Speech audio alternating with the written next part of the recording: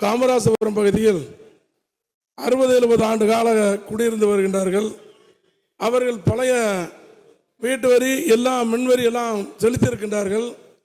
அவர் வீடு இடித்து கட்டுகின்ற பொழுது மாற்றி விட்டு திருப்பி மின் இணைப்பு கொடுப்பதற்கு அதிகாரிகள் சில சங்கடங்களாக இருக்கின்றது.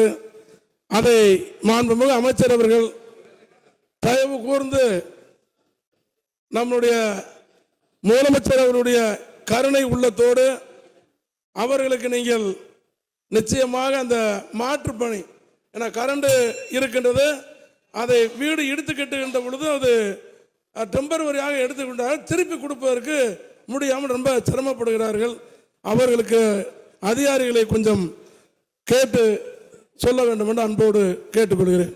மாண்புமிகு அமைச்சர்.